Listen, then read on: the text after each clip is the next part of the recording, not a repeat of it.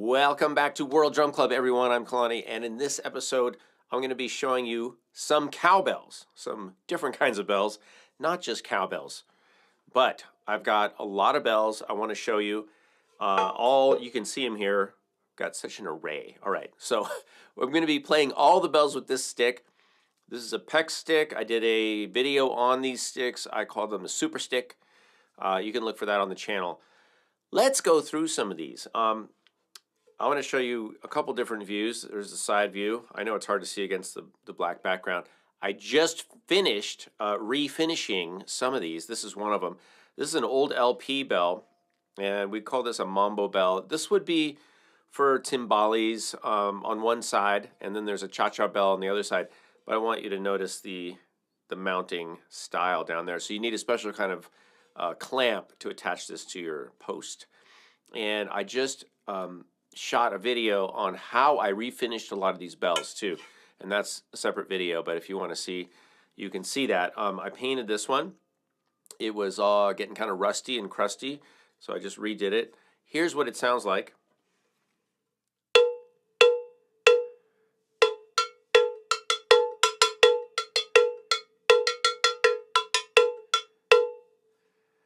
So it's got a nice kind of muted, tone. And that's without tape or bumpers or rubber, anything. There's nothing in here. That's just the sound of the bell. Nice sounding bell, not too ringy, and it's got a nice deep tone.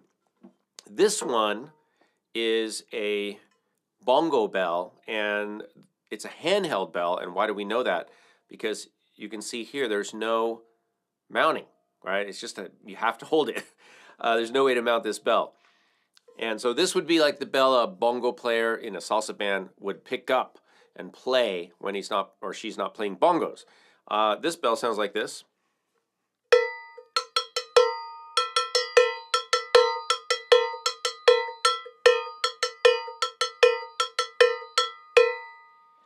You can hear it's a little ringier, and it's also chrome. Chrome bells are nice because they don't rust as much. They can still get rusty, but not as easily. Chrome is a nice finish. It's durable, and if you take care of a chrome bell, it'll last you forever. This bell is a different kind of finish, and this is called powder coat. Powder coating it's kind of like a ceramic finish, and it melts on with heat. It's really durable.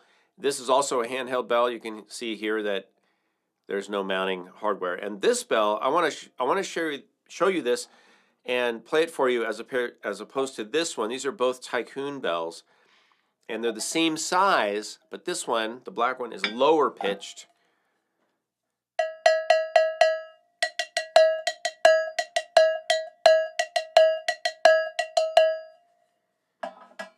And here's the brushed steel bell. This is a natural finish, but it's got a coating on it, like a clear coat.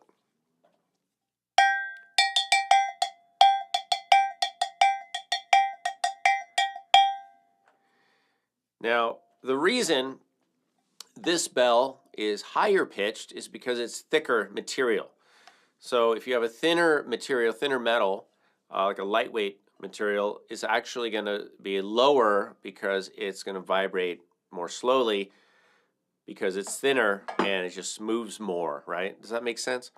If you have thicker material, it's going to be higher pitched because it's tighter. It's not vibrating as much. So that's why this bell is higher. The heavier, thicker bell is higher. This bell is a beautiful bell. I just repainted. This is a Black Beauty LP cowbell. It's made to mount, you can see here, you put a wing nut in the bottom right here. And this is also made to mount on a stand, like a timbale stand. And it would usually go opposite the mambo bell. So you'd have these two bells, the small one on one side and the large one on the other.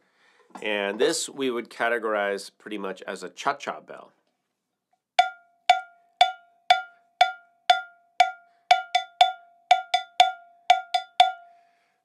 I mean, that is just a classic sound.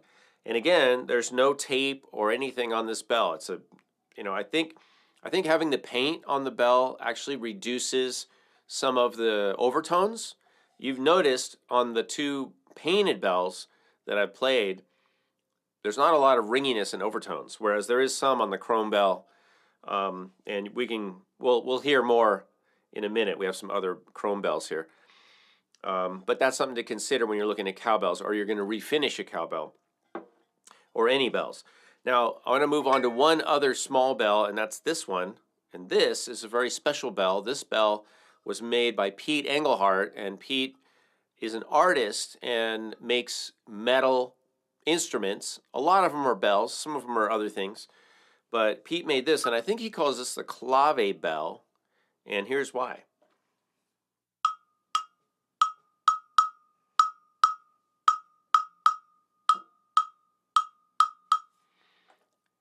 It's very high pitched. It's got a really nice high pure sound. I want you to see the inside. You see that kind of rust color, brick color? That's one of Pete's signature features. And you can see that the bell's kind of triangular shaped, kind of conical, and all handmade by Pete Engelhardt. So that's a cool bell. Moving on, let's look at these. This is an agogo. These are older toca agogo, and these are, of course, a Brazilian double bell, chrome finish. And here's what they sound like.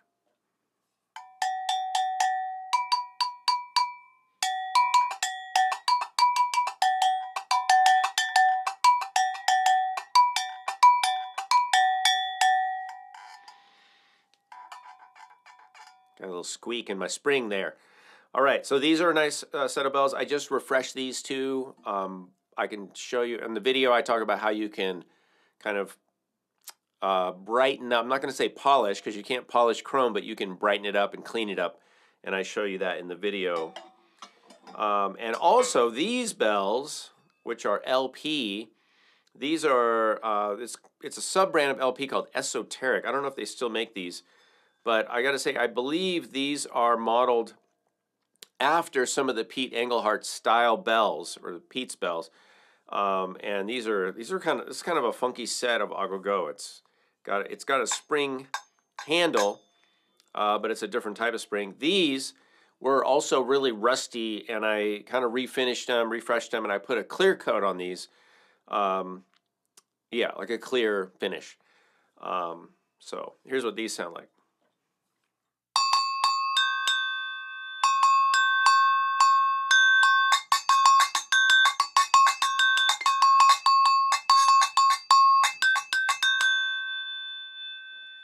Man, that is bright. See that? All right, so these are thicker metal than the other agogo. And why do we know that? Because they are higher pitched, right? Here's another bell that sometimes people confuse with agogo. This is a gankogui.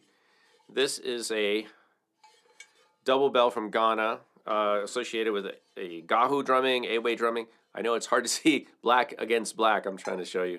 So that's a beautiful bell. And I also just refreshed, repainted, de-rusted. It's rigid. It doesn't have the spring like the agogo. But two different bells, and here's what this one sounds like.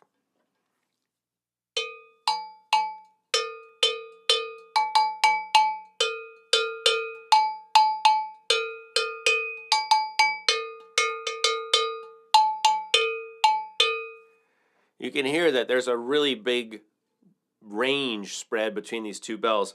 Gankogui are all different, so this one happens to have a big difference. I have some other sets that are a little closer in pitch. When you want to buy them, you pretty much need to hear them, try them out, or have somebody try them for you.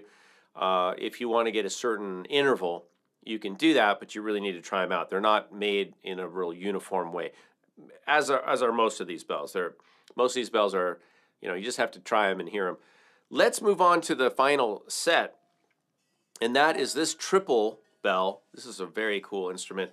This is also a Pete Engelhardt creation, and it's triple agogo. And they do come with a mount on the bottom, and they sound like this.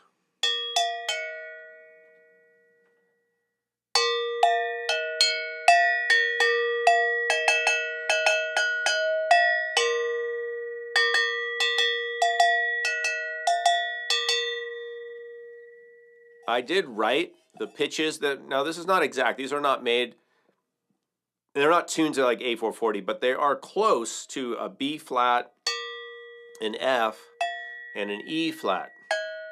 So I can kind of use these as if they were pitched and mix them in. They're not exact, but they're pretty close. And you can see here that same red kind of center, the inside of the bell painted with that red paint. That's Pete's kind of signature look. Okay, so just a reminder, these are some of the types of bells that you can find out there. These are some of the bells I have. I do have others, and I'll make more videos on those. But I wanted to just give you an overview of a few different types of bells. So you'll know what they are, and maybe you discover some new things. And that'll help you with your own purchases, maybe decisions you're making about what kind of instruments you want to get. And also, I wanted to share that I did, as I mentioned at the start of this, I did refinish some of these. So the Theclav Bell had some rust on it. It was looking really bad, and now it looks great. And I cleaned that up, and I also cleaned this one up. The Cha-Cha Bell, the Mambo Bell. These were looking really rough, and now they look great. And I show you how I did all that. There's different ways that you can clean up and repair and rejuvenate bells, whether it's natural finish, clear coat, or paint. So if you want, when that video's done, sorry, I'll put a link in the description. But what I want you guys to do in the meantime is comment below and let us know if there's anything you'd like to add to this video in terms of information. And then if you have some of these bells, if you want some of these bells, which ones do you think you would get for certain gigs or music? Which one are you most inspired by? I would encourage you to look up Pete Engelhardt Percussion. He makes a lot of really amazing things, and it would be worth looking up. So that's pretty much it. You guys always like and subscribe if you haven't already. Hit the bell so you get notifications. And thanks for watching. I'll see you guys in a future video.